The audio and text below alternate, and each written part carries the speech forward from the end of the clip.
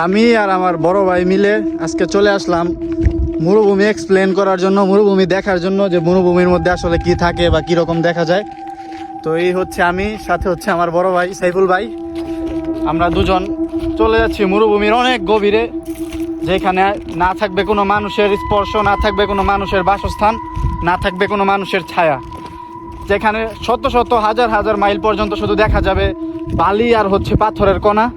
তো চলুন আজকে আপনাদেরকেও আমরা দেখাবো যে আসলে সৌদি আরবের মরুভূমিগুলো কেমন হয়। আর সব মরুভূমি তো একরকম হয় না, এটা হচ্ছে এক ধরনের পাথরের মরুভূমি বলা যায়। তো আপনারা দেখতে পারেন, এই যে দেখুন বালির যে মরুভূমিগুলো আছে ওইগুলা হচ্ছে অন্য পাশে, আর এই পাশে হচ্ছে পাথরের মরুভূমি। এই যে দেখুন আপনারা পাথরগুলো দেখুন, এগুলো ঢালাইয়ের থেকে আরও শক্ত, আরও মজবুত। তো ওই এইদিকে বাড়িঘর আছে, আমরা এই দিক দিয়ে আসছি আর যাচ্ছি হচ্ছে সামনের দিকে। হাজার হাজার মাইল পর্যন্ত কোনো বাড়িঘর দেখা যায় না, শুধু আসমান, খোলা আসমান আর মরুভূমি দেখা যায়। তো চলুন দেখা যাক আজকে কতটুকু পর্যন্ত যেতে পারি আর কতটুকু আপনাদেরকে দেখাতে পারি।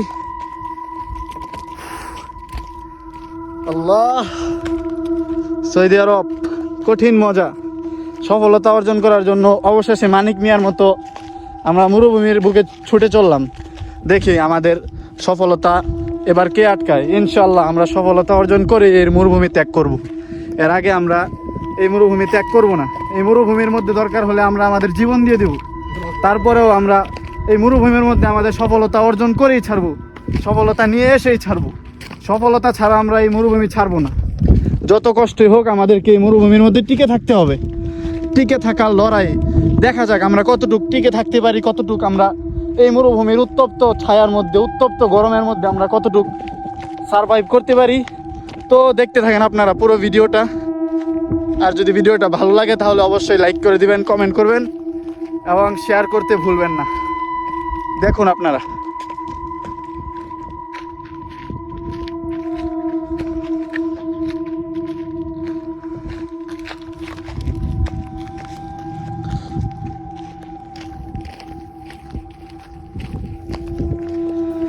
এই মরুভূমির গাছগুলোকে আপনারা একটু লক্ষ্য করুন। এই যে হঠাৎ করে এটা আমাদের সামনে বললো, এটা কি আমরা বুঝতে পারতেছি না। এটা কোনো একটা অদ্ভুত কিছুর মতো দেখা গেল।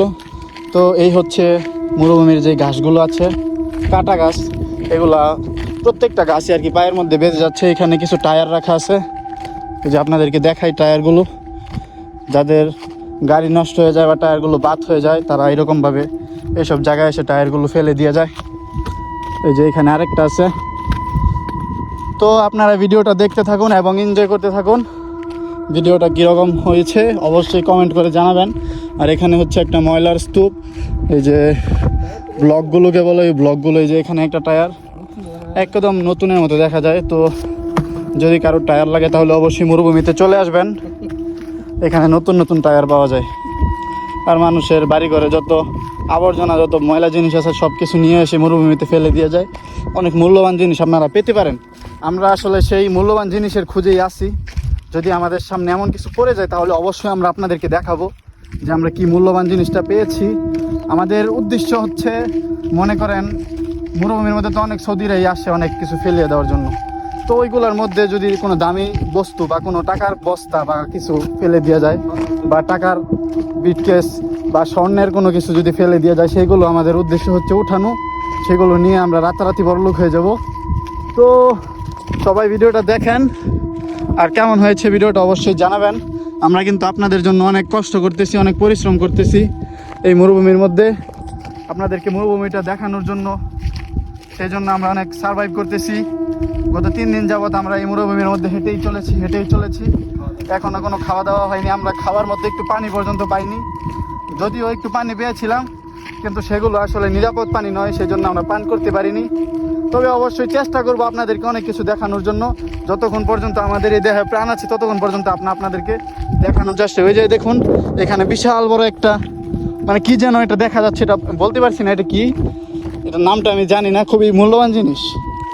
আর এই যে দেখুন এখানে কিন্তু অনেক দামি দামি অনেক আগের দিনের স্বর্ণখচিত এই সমস্ত জিনিসগুলো এখানে কিন্তু সৌদিরা ফেলে দিয়ে যায়। দেখতে পাচ্ছেন আপনারা এখানে কিন্তু এই যে এই জায়গাটা দেখতে পাচ্ছেন, এই জায়গার মধ্যে কিন্তু আগে আরো 100-150 বছর আগে কিন্তু বিশাল বড় এক প্রাসাদ ছিল, স্বর্ণের প্রাসাদ ছিল।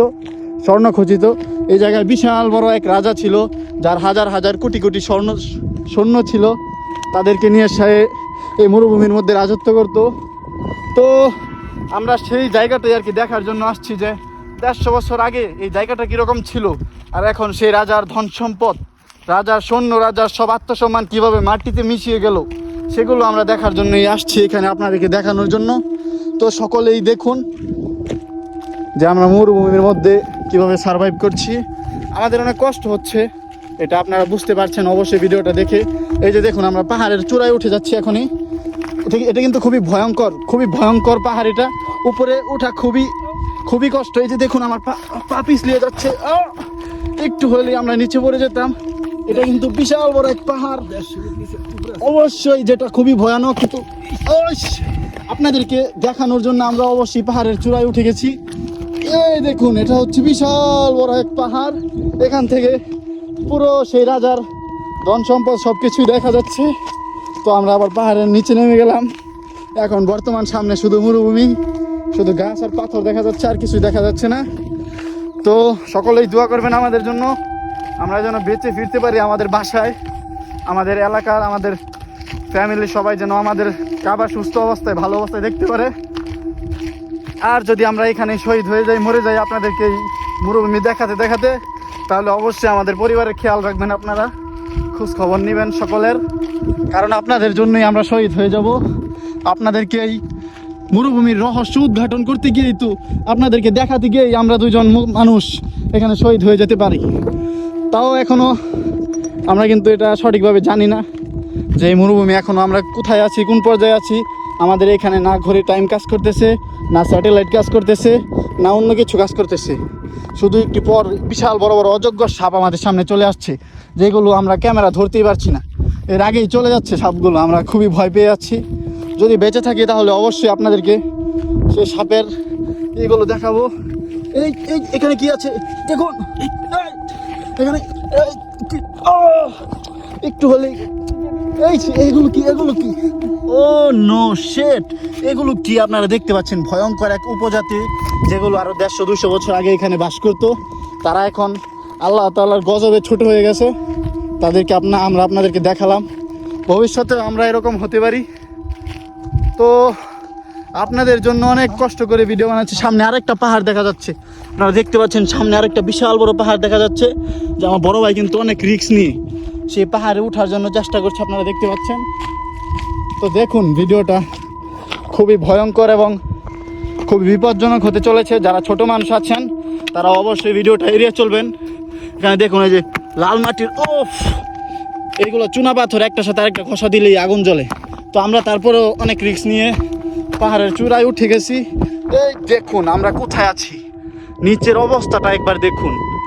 যদি আপনারা উপর থেকে নিচের দিকে তাকান তাহলে আপনাদের আত্মাটা কেঁপে যাবে ভয়ে, আপনারা কোনো কিছু বলার মতো সাহস থাকবে না, আপনাদের কলিজা একেবারে ঠান্ডা হয়ে যাবে, কলিজা কাঁপা শুরু করবে। যে এখন আবার আমরা নিচে চলে যাই। ও নো শেট, বিপজ্জনক। চলে এসেছি, পাহাড়ের নিচে চলে এসেছি। এখন আপনাদেরকে আরো রহস্য উদ্ঘাটন করে দেখাবো আমরা। তো দেখতে থাকুন আপনারা ভিডিওটা।